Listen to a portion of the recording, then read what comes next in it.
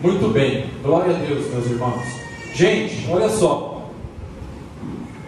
Eu preparei aqui alguns slides sobre a edificação da igreja. Mas, quando falamos igreja, nós não estamos falando de prédio, nós estamos falando de pessoas. Amém? Amém. Então, aqui nós estamos falando da edificação dessas pessoas que agora são igreja porque experimentaram o novo nascimento. E eu tirei esse título de uma palavra de Jesus que está no próximo slide, Lê, por favor, de Mateus capítulo 16, versículo 18. Aí tem uma promessa de Jesus. Isso aí, ó, é uma promessa.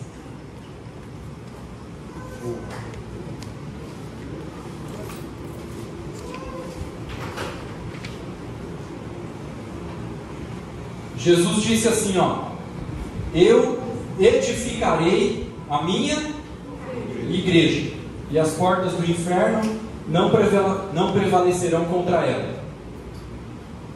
Então, meus irmãos, ele prometeu. Isso significa, sabe o quê? Que não existe força no universo que vai frustrar essa promessa de Jesus. Não existe força no universo que consegue parar a igreja. Porque Jesus prometeu, Ele mesmo vai fazer acontecer. Agora, meus irmãos, talvez a pergunta que fica flutuando no ar é: como que Jesus vai edificar a sua igreja? Ele prometeu que Ele vai, mas como Ele faz isso acontecer? Como Jesus coloca em prática esse projeto, esse plano? Hoje em dia, fala-se muito de métodos. Talvez alguns de nós aqui já percebeu isso e outros não. Mas se você não percebeu ainda, nos dias de hoje fala-se muito sobre método. Método de venda, método da prosperidade, método para conseguir audiência, método para juntar público, método para mover pessoas, método para organizar um sistema que progride, método para vender, método para emagrecer. Percebeu como está cheio de métodos para se alcançar alguma coisa? Mas Jesus Cristo, Ele não está atrás de métodos melhores. Ele está atrás de homens e mulheres melhores. Deus não é um Deus que busca métodos para edificar a sua igreja. Deus, Ele busca homens e mulheres melhores. Talvez um dos desafios maiores da igreja hoje é presentear a sociedade com homens e mulheres melhores que vão resolver os problemas da sociedade, ao invés de criar mais. Os irmãos estão conseguindo me entender? Hoje a sociedade está cada vez mais cheia de pessoas que criam mais problemas. E talvez a igreja tenha esse desafio nas suas mãos: acolher essas pessoas problemáticas que estão quebradas, desordenadas, viciadas, transformá-las e devolvê-las à sociedade, transformadas pelo Evangelho, para que agora seja solução e não seja mais problema, para que agora seja antídoto e não seja mais veneno, para que agora seja resposta, não seja mais uma dúvida.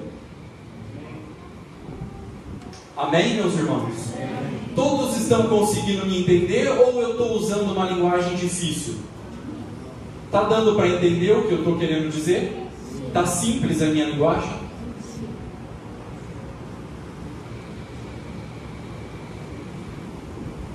Então, meus irmãos, eu gostaria de ver aqui com vocês hoje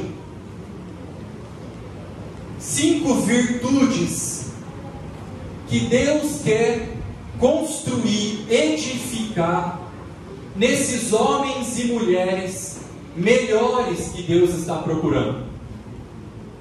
5 virtudes. Feita essa introdução, agora nós vamos entrar em 5 virtudes desses homens e mulheres que Deus quer usar para ser solução, para ser resposta para uma sociedade que está perdida e problemática. Amém? Amém. Primeiro, pessoas que calcularam o preço antes de tomar uma decisão de seguir Jesus. Em Lucas capítulo 14, você consegue abrir ele? Lucas 14, 25 está escrito aí, ó. Ora, ia com ele uma grande multidão. Ele quem, gente? Jesus. Ia com Jesus uma grande multidão. Está vendo essa palavra aqui, multidão? Espera aí, dá um pausa aí.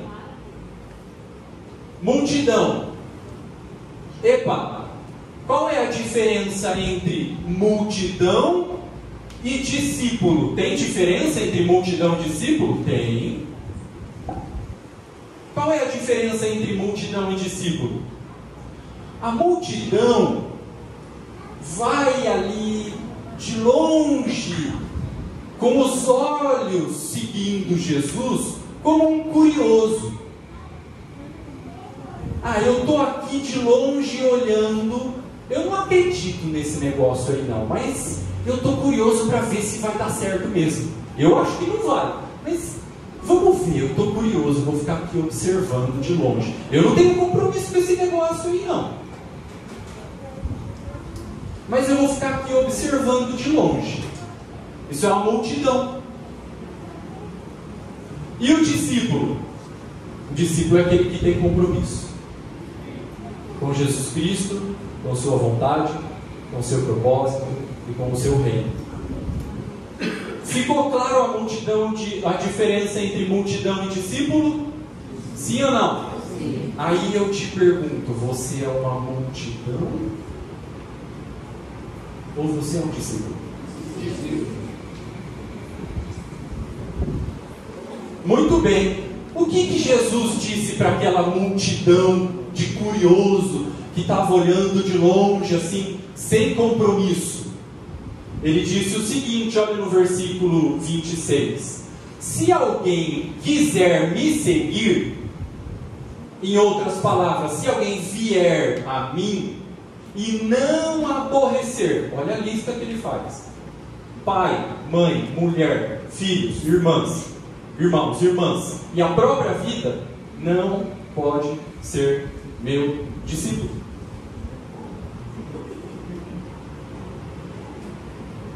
O que Jesus está fazendo? Aquela multidão de curioso que estava ali observando de longe, pensando, será que eu vou fazer um compromisso com ele ou não? Jesus botou eles para calcular o preço. Pensa bem, se você quiser ser meu discípulo, você vai ter que amar mais a mim do que a sua mãe, mais a mim do que o seu pai, do que a sua esposa, do que o seu marido, do que os seus filhos, do que os seus irmãos, do que a sua própria vida. Pensa bem. Antes de tomar essa decisão, pensa bem.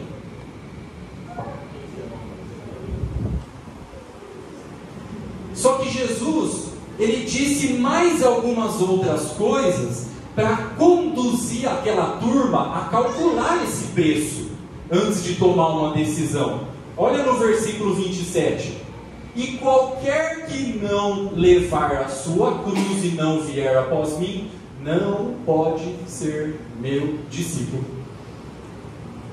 Então ele está falando o seguinte: se você não está pronto, disposto 100% de tomar a sua cruz, você não pode ser meu discípulo. Você vai continuar sendo uma multidão, curioso, olhando de longe ali e calculando o preço.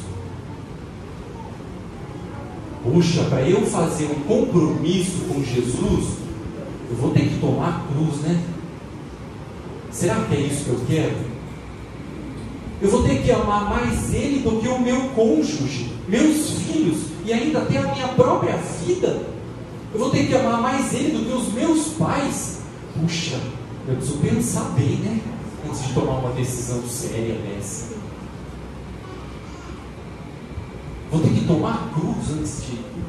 Puxa vida, eu preciso pensar bem. Antes de ser batizado, eu preciso pensar, né? Bem. Preciso pensar bem.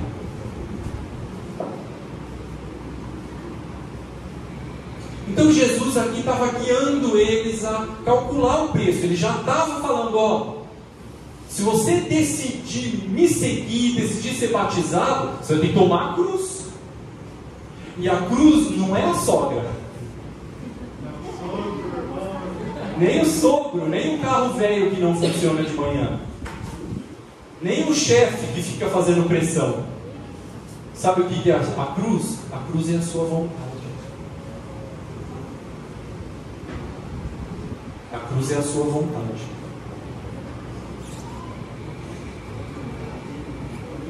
Quando não quer obedecer à vontade de Deus, estou com preguiça, não quero ler a Bíblia, toma a cruz e leia. Não estou a fim de ir na reunião, toma a cruz. Não quero perdoar, toma a cruz. Não quero pagar minha dívida, toma a cruz. Não quero amar meu próximo, toma a sua cruz. Não quero jejuar, toma a sua cruz.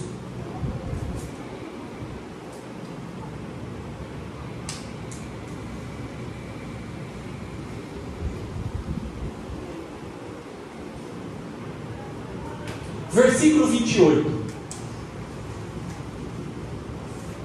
Aí, ele coloca os caras para pensar bem agora. Ele fala o seguinte, ó. Porque qual de vocês que quer construir uma torre, uma casa, um prédio, antes de construir, você não senta primeiro para calcular os gastos? Eu vou construir uma casa. Quanto vai ficar essa casa? Vai ficar tanto. Tá, deixa eu ver quanto que eu tenho de dinheiro para ver se eu consigo terminar de construir essa casa, para que depois que eu comece, próximo versículo, as pessoas não zombem de mim, falando assim, ó, você começou e não terminou.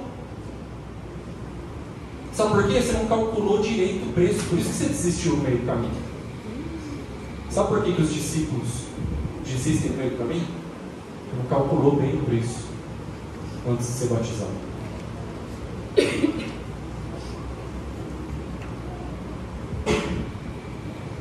Por isso que o discípulo tem que ser bem nascido.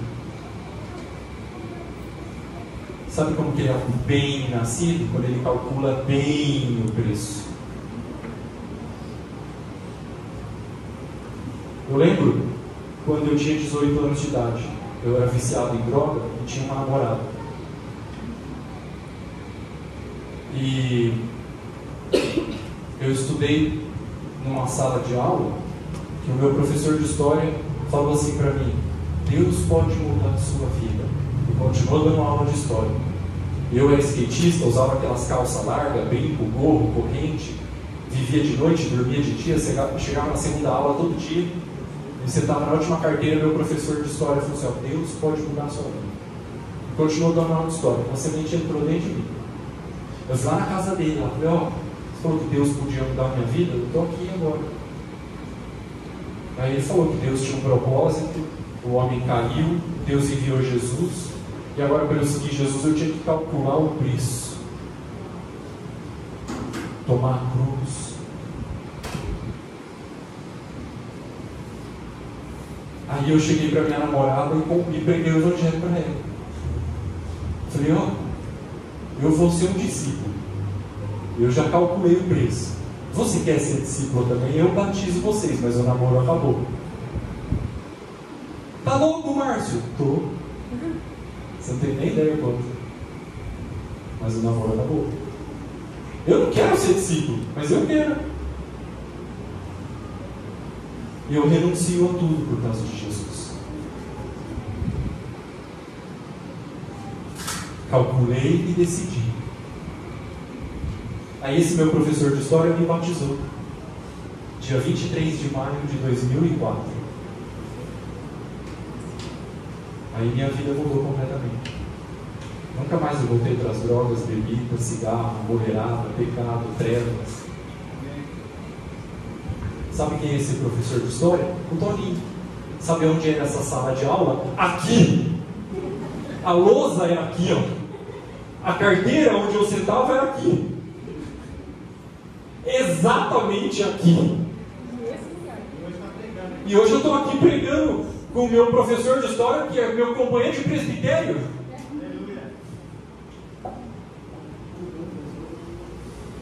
O mundo dá voltas, né? Mas é importante a gente calcular o preço. E é importante a gente conduzir os nossos contatos, as pessoas que nós estamos pregando o Evangelho, a calcular o preço.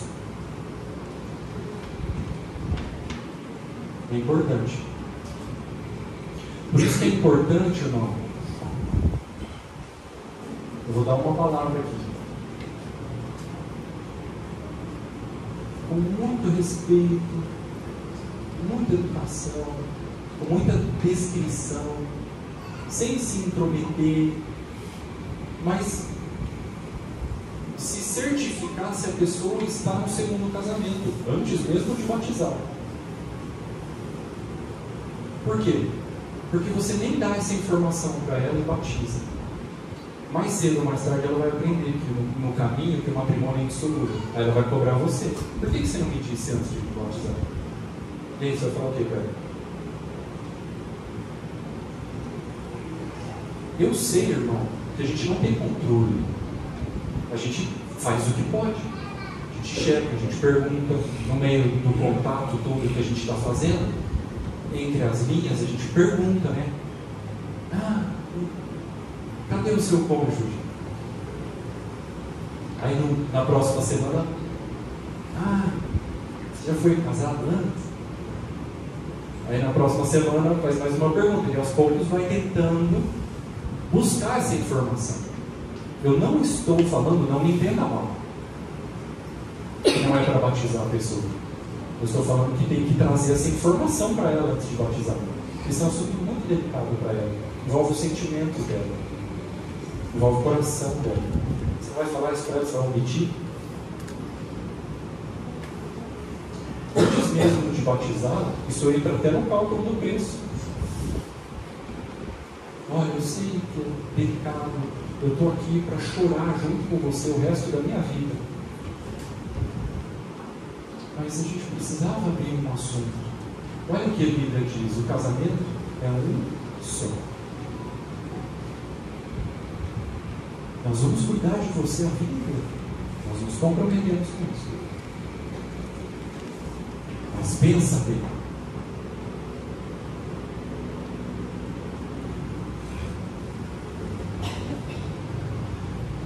Márcio, o Evangelho é radical demais. Tem que renunciar a tudo no versículo 33. Lê, por favor. Foi Jesus que falou isso aí, não fui eu, hein? Assim, pois, qualquer de vós que não renuncia a tudo quanto tem, não pode ser meu discípulo. É Jesus que falou isso aí, não fui eu, não. Alguém pode ler esse texto e falar assim: é radical demais. Aí eu digo assim: sabe o que é radical?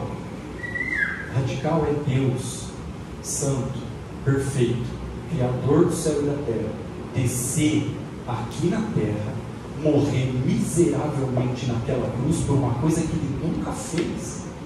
Isso é radical demais, irmão. Pelos pecados que eu cometi, pelos palavrão, pelas mentiras que eu falei, pelas drogas, cigarros, bebida que eu consumi, Deus, que é o Criador santo, perfeito, desceu aqui para morrer daquele jeito. pelos meus pecados, isso é radical demais, irmão. Então, quando eu olho para Jesus, cruz nenhuma é pesada demais. Renúncia nenhuma é radical demais. Radical é o que ele fez. E agora, o que a gente vai fazer? Entregar 100%, irmão. Renuncio tudo, largo tudo.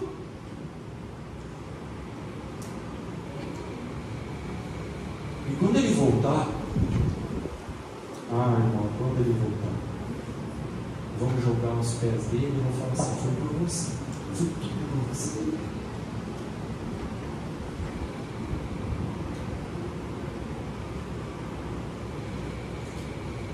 Então, meus irmãos, a igreja precisa acolher essas pessoas que vêm toda quebrada, caquinhos, transformá-la pelo Evangelho e devolvê-la à sociedade transformada.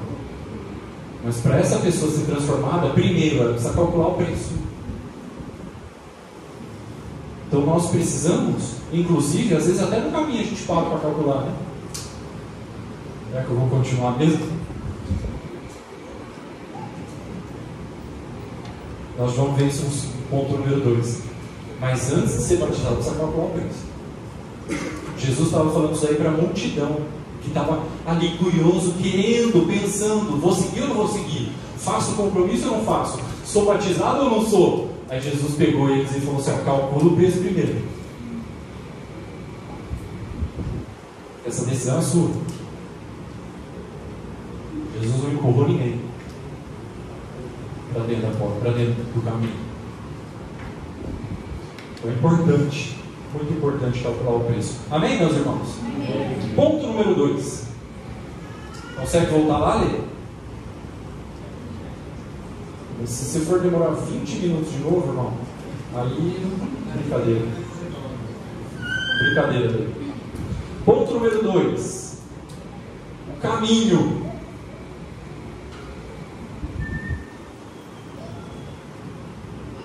Aí, ponto número 2: perseverar no caminho. Texto já está aí, não precisa abrir lá, atenção. Deuteronômio capítulo 8, versículo 2: recordar-te-ás. Márcio, que palavra difícil, recordar-te-ás. O que significa? Se lembra. Amém?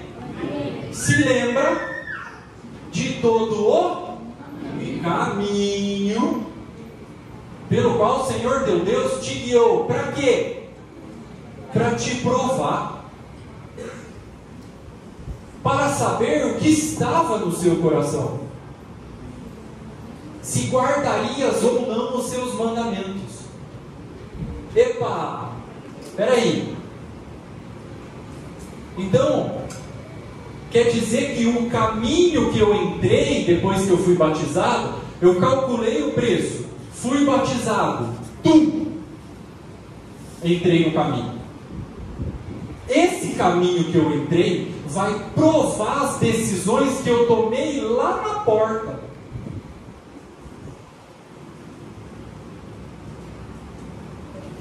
Na porta eu decidi que Jesus seria o Senhor da minha vida. Na porta eu decidi tomar a cruz. Na porta eu disse que eu ia ser fiel. Na porta eu disse que eu ia ser obediente. Na porta eu disse que eu faria esse voto de fidelidade voluntária a Jesus Cristo. Aí eu entrei no caminho, o caminho vai provar todas essas decisões que eu tomei lá na porta.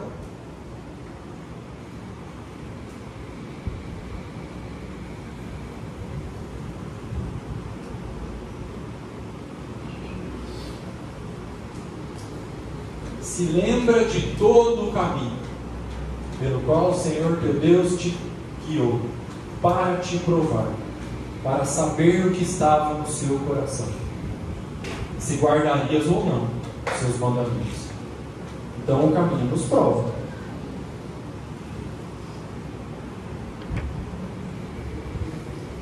No caminho, irmão, ele vai provar também a nossa perseverança. Só que, para a gente perseverar no caminho, eu tenho aprendido que nós não precisamos ser excelentes, nós precisamos ser essenciais. Gente, olha só, nós temos uma turma aqui, ó, bastante heterogênea. O que eu quero dizer? Está bastante misturado entre irmãos mais velhos na fé e irmãos mais novos na fé. Então, eu estou tentando aqui abordar a todos em algum ponto. Talvez o primeiro faça mais sentido para você, para o outro irmão vai fazer mais sentido o ponto número 2, para o outro irmão o ponto número 3, e assim nós vamos tentando trabalhar com todos. Mas depois que a gente calcula o preço, é batizado e entra no caminho, e a gente já está um tempo já no caminho, chega um determinado momento no caminho que nós precisamos aprender a ser essenciais. E o que eu quero dizer com isso? Eu quero dizer com isso o seguinte, agora eu quero falar um pouquinho com os irmãos mais antigos na caminhada. Olha só,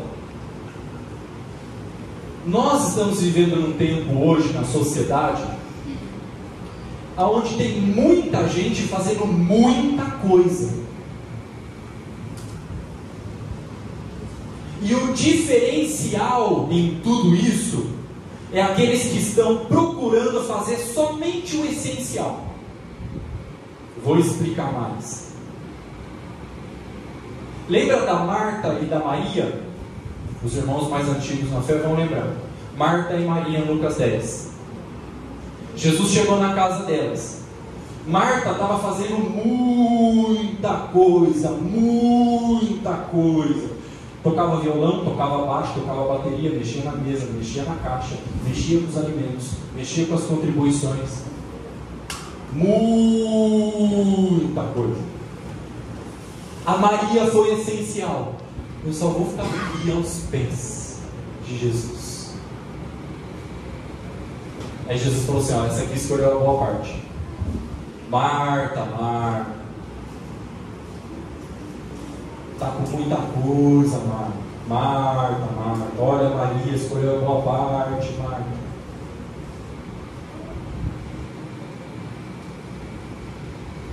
Então nós estamos vivendo um tempo na sociedade onde o excesso de coisas é mais perigoso do que a falta delas. Um dos maiores problemas que nós vivemos hoje não é as coisas que estão faltando, é as coisas que estão sobrando.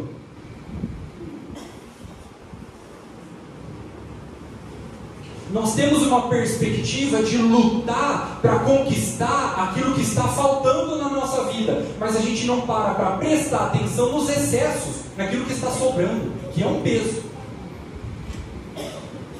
Então nós estamos vivendo numa época onde nós somos pressionados pela sociedade a ser excelente em tudo. Mas nós precisamos entender que ser essencial é mais importante do que ser excelente em tudo.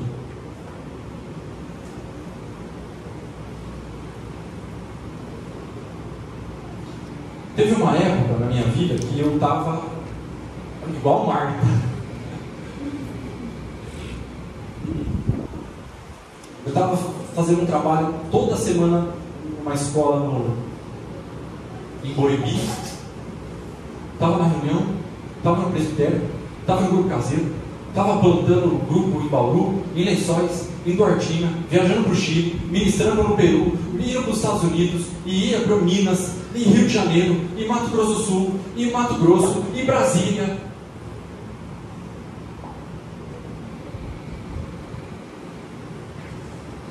Chegou um momento que o Espírito Santo ministrou isso para mim. Isso precisa ser essencial. Estava no louvor,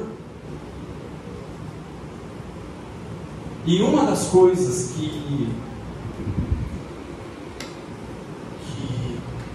o Espírito Santo usou para me levar aquilo que é essencial, ao invés de ficar com muitas coisas, tentando ser excelente em muitas coisas, foi a descoberta do meu dom.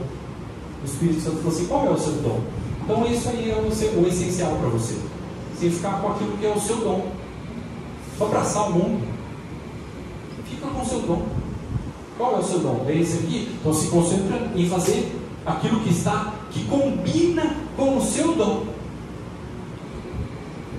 Meu irmão, isso talvez não faça muito sentido, talvez para os mais novos na caminhada, mas meu irmão, isso aí para mim foi uma luz que brilhou no meu coração. Então no caminho, o caminho vai provar todas essas coisas, até se nós estamos sendo excelentes em muitas coisas vazias ou essenciais, além das decisões que nós tomamos na porta. Amém, meus irmãos? Amém. Muito bem, ponto número 3, seu Alessandro Vilas Boas: ter compromisso com o propósito eterno de Deus. Gente, olha só, Deus está procurando pessoas, homens e mulheres, que tenham compromisso com o propósito dele. Vou explicar mais. Olha o texto de Romanos 8:28, super conhecido. Sabemos que todas as coisas cooperam para o bem daqueles que amam a Deus e daqueles que são chamados segundo o seu propósito. Gente, pergunta do milhão. Quando a Bíblia fala aqui, ó, o seu propósito, seu quem? É o propósito de quem isso aqui? Quem que é esse seu? Deus. Então aqui está falando do propósito de Deus. Maravilha, guarda essa informação. Segunda pergunta: quantos propósitos Deus tem? Como você sabe que tem um só? Porque está escrito. Ó, o seu propósito no singular. Se Deus tivesse mais de um propósito, aqui estaria escrito assim, ó, os seus propósitos. Aí tem um monte de gente falando assim: é que nós não entendemos os propósitos de Deus. Não, Deus não tem muitos propósitos. Que propósitos de Deus que você está falando? Onde você tirou isso? Que Bíblia é essa que você está lendo? Deus não tem muitos propósitos. Deus tem um só, irmão. Deus tem um propósito só. Esse propósito de Deus é eterno. O que significa? Que esse propósito existe antes dos homens, dos pecados e dos demônios. O propósito de Deus já existia. É eterno. E irmão, você quer aprender uma coisa chocante? O propósito eterno de Deus não é a salvação do homem. Mas, pois é, irmão. Pois é. O propósito eterno de Deus não é a salvação do homem. Com base no versículo seguinte, o 29, não precisa abrir ele. E Gênesis 1, 27 e 28, depois você vai aprofundar esses textos lá no seu grupo caseiro. Nós aprendemos que o propósito eterno de Deus é ser o pai de uma família de muitos filhos semelhantes a Jesus. Esse final de semana a gente foi ministrar com os irmãos lá de Piracicaba e um pastor da Quadrangular convidou a gente para ir ministrar. E eles estão sedentos lá, assim. É uma congregação de mais de 200 pessoas lá na Quadrangular e são famintos. E eles têm 2 cultos, um de manhã e um à noite.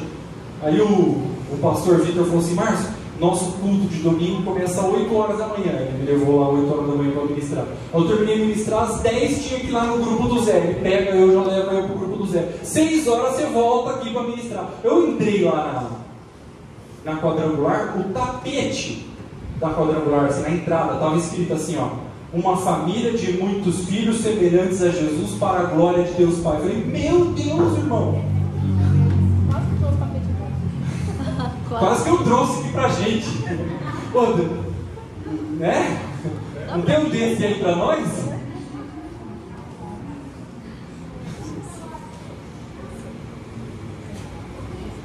Irmão, o propósito eterno de Deus é ser o pai de uma família de muitos filhos semelhantes a Jesus para a sua glória.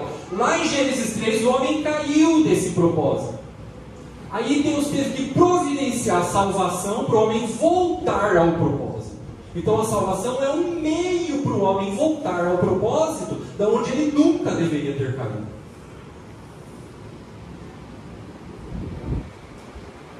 A salvação não é o propósito eterno de Deus. A salvação é um meio para o homem voltar ao plano A. Ao plano original. Meu irmão, esse propósito aqui não é do seu discipulador. Não é de um pastor. Não é de uma denominação. Nem de um apóstolo. Esse propósito é de Deus. E sabe por que nós estamos aqui? Nós estamos aqui não por causa do discipulador. Nós estamos aqui por causa que Deus tem um propósito. É por isso que nós estamos aqui. Nós não estamos vinculados primeiramente ao discipulador. Nós estamos vinculados ao propósito eterno de Deus.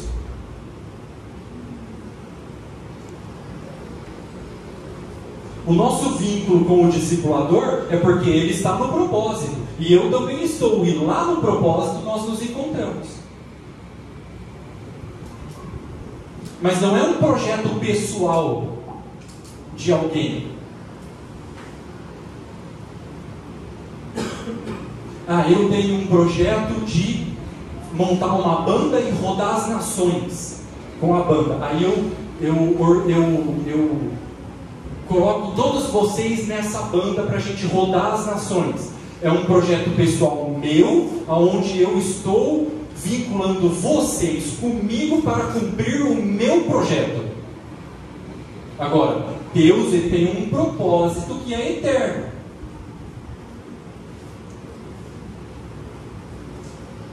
Discipulador, presbitério, ministério apostólico não trabalha para vincular os discípulos consigo e com os seus projetos pessoais. Trabalha para vincular os discípulos ao propósito eterno de Deus, como fez João Batista. João Batista tinha discípulos, mas quando os discípulos vinham para ele, ele falava assim: eu não sou o cordeiro, é ele, é Jesus que vocês têm que seguir.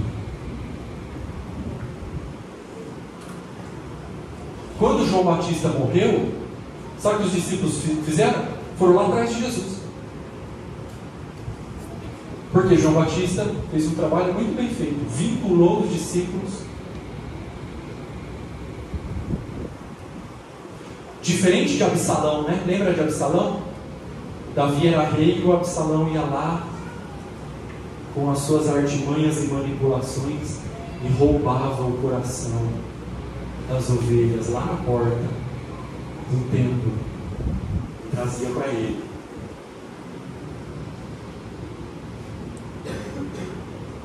Irmão, todos nós estamos aqui, nos encontramos, porque nós nos encontramos dentro do propósito. É o propósito de Deus.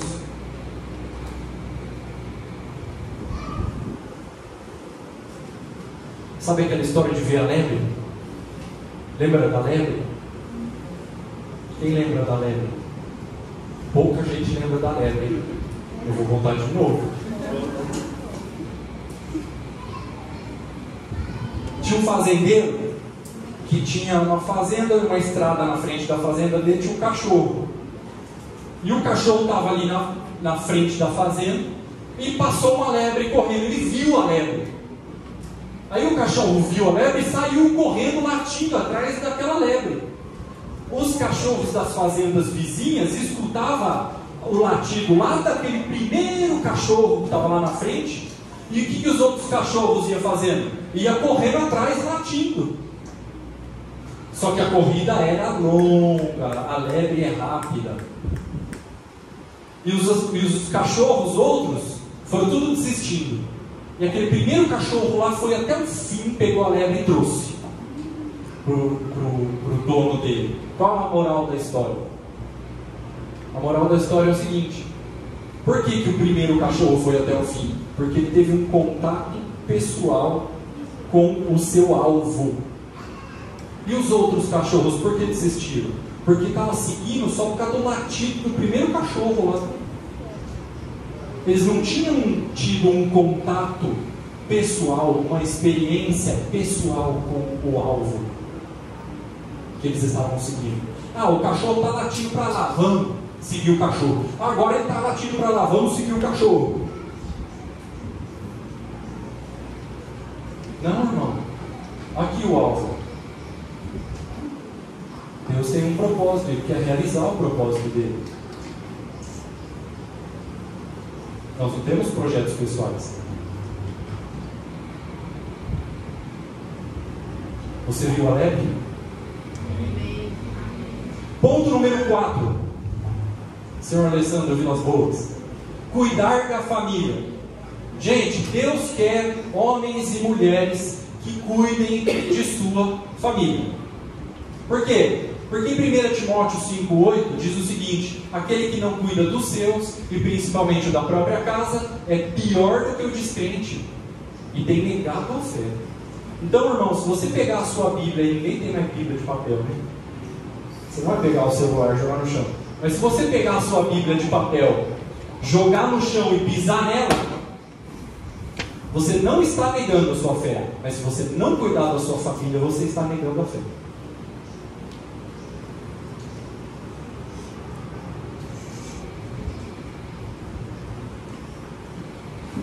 Cuidar da família não significa salvar a família. 1 Timóteo 5,8 fala assim: aquele que não cuida.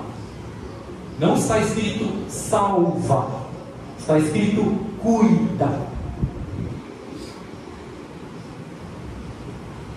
Cuide de sua família. E é muito interessante esse texto de Gênesis 3,20, quando nós olhamos para a função do homem. O homem tem muitas funções como marido, mas em Gênesis 3,20 não precisa abrir e ler. Você já abriu? Está rápido? Não precisa. Eu leio aqui. Gênesis 3,20 diz o seguinte, gente, olha só. Deu o homem o nome de Eva para a sua mulher. Epa, peraí, o que é isso? O que está falando esse texto? Não foi Deus que deu o nome dela de Eva? Não. Foi o homem. Foi o homem que deu o nome dela de Eva. E o que isso significa? Significa o seguinte, aí a gente precisa um pouquinho entrar na cultura israelita e judaica. Irmão, lá em Israel, onde está acontecendo a guerra, é uma guerra familiar, você sabe, né? Isaac e Ismael. Mas é outro assunto. Lá em Israel, onde está acontecendo a guerra, eles têm uma cultura que é o seguinte: quando você dá nome para o seu filho, você está com o objetivo de atribuir um caráter, um atributo de caráter para ele que tem a ver com o nome que você está dando para ele. Consegui explicar? Sim ou não? Está difícil a minha linguagem? Não? Está dando para entender bem? Muito bem. Então lá na cultura lá dos judeus, quando você vai escolher o nome do seu filho, eu quero chamar o nome dele de tal. É porque você tem o objetivo de formar aquele atributo do significado do nome que você está dando para ele. E era isso que estava acontecendo aqui em Gênesis 3. Quando o homem deu o nome para sua esposa, é porque isso significa que ele tem a função de cooperar com a formação do caráter dela.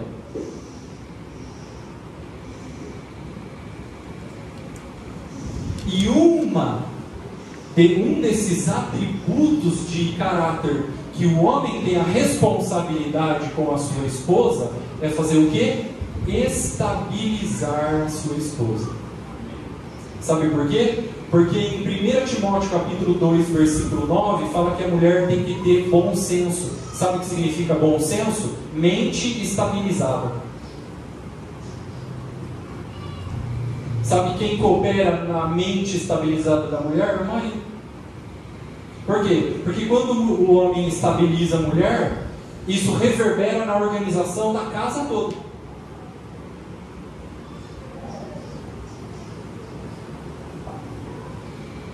Por quê? Porque o homem ele tem uma característica, ele é mais racional. A mulher tem uma característica diferente, ela é mais emocional. Isso não é defeito nem de um e nem de outro. É característica. E a mulher, na sua sensibilidade mais emocional, uma das suas funções que 1 Timóteo 2, 9 e 10 fala, é que ela tem que ter boas obras. Mas essas boas obras estão relacionadas ali no texto a pessoas. O que a gente aprende com isso? Que a mulher, a função da mulher é perceber gente, perceber seres humanos, cuidar de pessoas. Você já percebeu como a mulher rapidamente ela percebe, está triste hoje aquele lá, vi de longe. Por quê? Porque é a função da mulher perceber gente. Na sua sensibilidade, ela percebe gente. O homem tem mais dificuldade de perceber pessoas. Então isso daí é uma função da mulher e uma função do homem. Só que quando inverte os papéis, olha só, Adão e Eva, lembra da tentação lá no jardim? O diabo chegou para tentar. Foi conversar com quem? Com o homem ou com a mulher? Com a mulher. A mulher tomou a frente e começou a conversar com o diabo. E o homem, onde estava? Ali do lado, quieto, panguando. O diabo, olha, o diabo está tentando minha mulher. Eu vou ficar quietinho aqui, eu que não vou me meter aí, ó.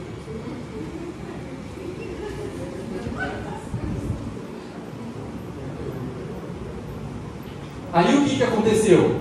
Aquele rolo todo.